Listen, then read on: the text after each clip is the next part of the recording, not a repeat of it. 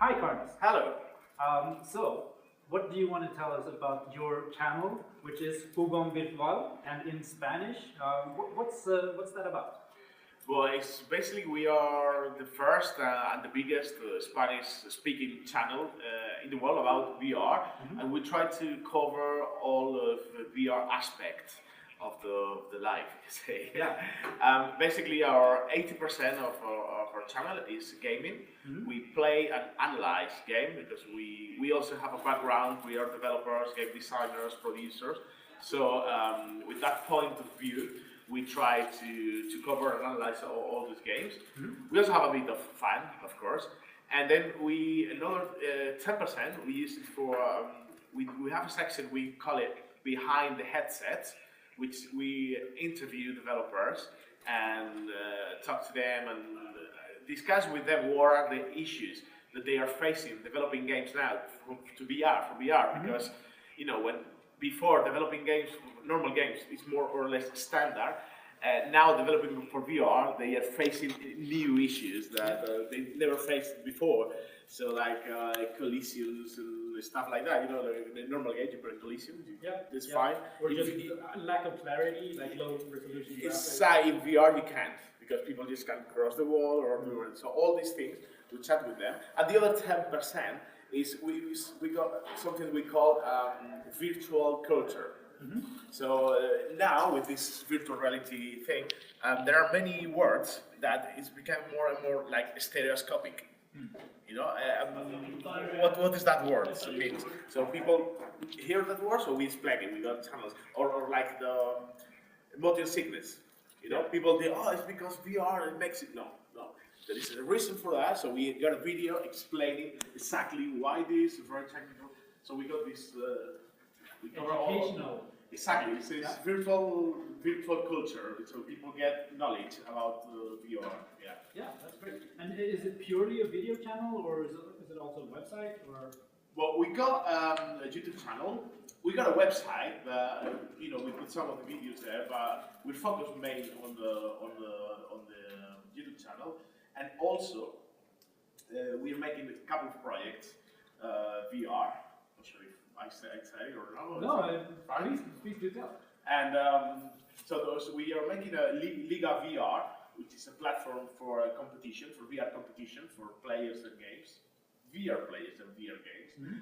And we also got a VR game in Spain, which is an event, the biggest in Spain, which is the focus in VR games. Is the VR Liga only in Spanish as well? It's no, it's globally. The platform is in English. We planning to cover the whole world. So esports and VR. That's why we try to. We working there. We've been like 7-8 months working there. We got a bit of alpha already going on. We still a lot of development. Yeah. But we feel that we're there. How come you started this channel? Why did you end up at VR? It's my background. Yeah. So basically, before that, we got our own company, a developing company with Flash games and websites. So we're quite into games. And then I was studying at university. I was studying postgrad game designer. So I tried one of the teachers. He showed me the virtual reality the first time, and I remember that was like 9 o'clock in the evening. I tried it for the first time. I was like, whoa. When I got back home, I started to look. Well, what's that virtual reality? So I started checking. And at that time, it was the highest thing. It was the DK2, and there was some cardboard. So that night, I bought one 10 euros from Amazon, and I took it back home, and I started trying. And then it was going to be the release of the latest Samsung Gear VR. So the next day, I bought it. I bought the new phone just to get that, and I really got into it. I know from the first day, I got in love with this technology. So I was one of the first to buy the Vive. I put the alarm, I set up the alarm, I wanted to buy, then the thing. Minute one purchase. Yeah, and it was like, oh fuck, the server is down, refresh. But I got it, also with Oculus and everything. So once I was already a consumer, because I love it, I started to look for content, because we bought a couple of games, and they were just, oh, that's very crap games. And but there was no way where to find information. So we just decided, okay, let's do it. Like, we are buying it because we like it. Let's tell everyone our experience. And everything started like that.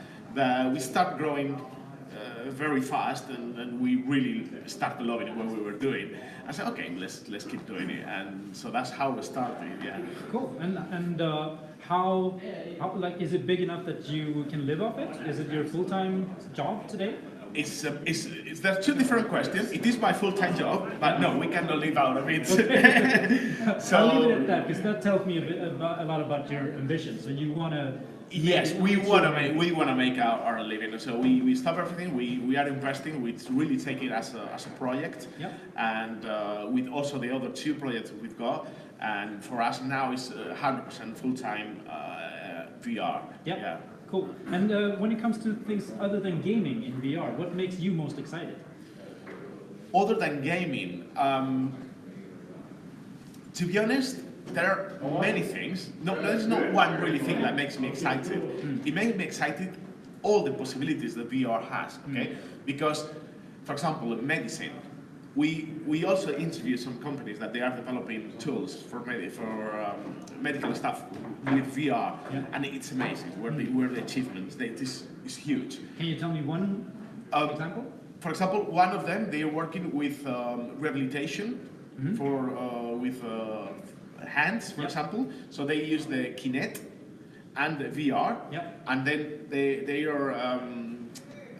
You put your hand and you see it moving through your VR thing while you're trying it to move, and that your brain thinks that you're really moving it, so that helps to recover the hand, for example. And they got another stuff with a HoloLens. There is another company that's making surgery through using the HoloLens. So, for example, when you make an operation, the doctors, they need to have papers, they need to have information, they need to know to know. So they use it with HoloLens.